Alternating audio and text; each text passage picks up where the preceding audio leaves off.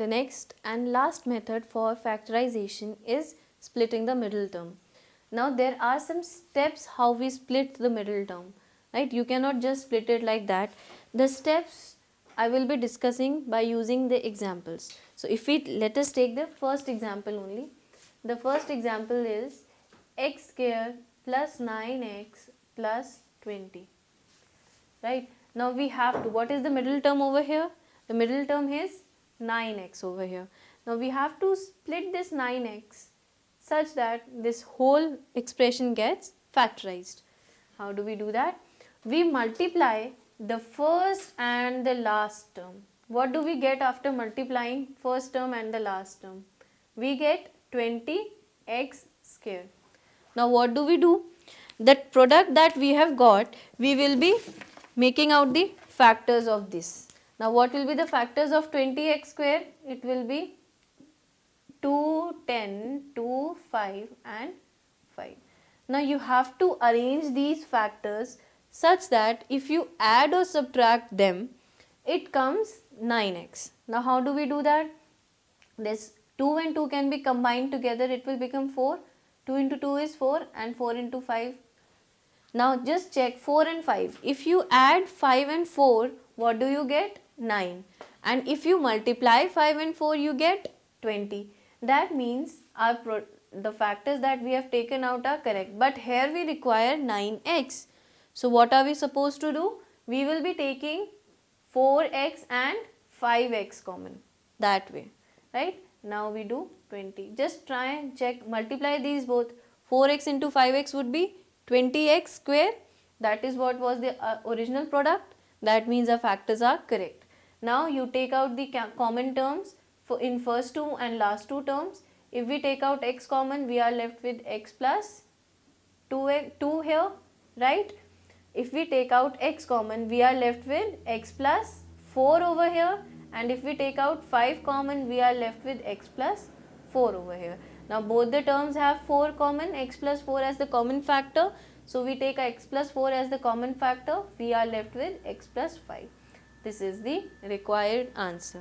Similarly, let us take another example, which is a square minus a minus 30.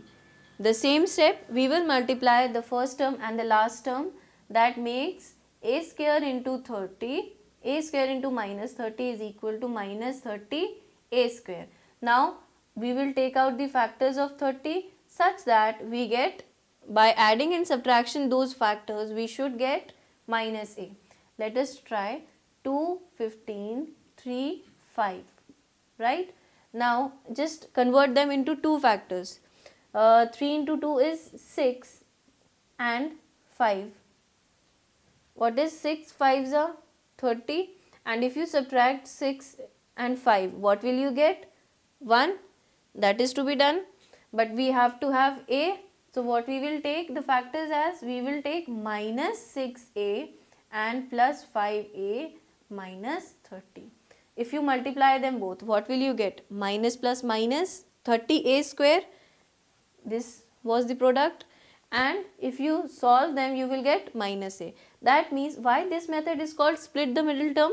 Because here the middle term is getting split into two parts. Here also the middle term got split into two parts. So now we take out the factors common in first two and last two terms. A minus 6 plus 5 common, a minus 6. Now we have a minus 6 common and we are left with a plus 5. Right? Similarly, the third question. The third question says 5m square plus 30m plus 40. Now what we will do? We will multiply the first term and the last term. We get 5 4s are 20. Right?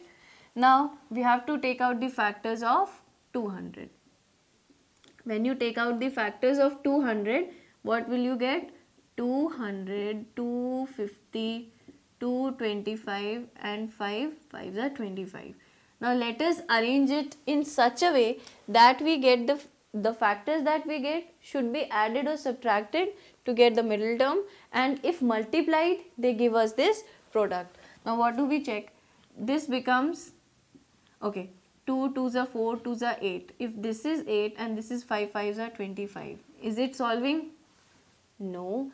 Then let us check for the other case. If 5 2s are is combined 10 together and 4 2 2s are 4, 4 5s are 20. Are we getting 10 in any case? Yes, we are getting. How come? If we subtract 20 and 10, if we add 20 and 10, we will be getting 30. But if we multiply them, what will we be getting? 200. That means the factors would be 5m square plus 10m plus 20m plus 40. If you multiply them both, what will you get? 200m square? Correct. If you add them up, what will you get? 30m. That means our factors that we have taken out are perfectly correct. Now we will take out the common part. In first two terms and the last two terms, in first two terms 5m is common. So we are left with m plus 2. And in the last two terms, again 20 is common, we are left with m plus 2. Then again m plus 2 is common in both the terms. What are we left with? 5m plus 20. Similarly, the last question is to be done.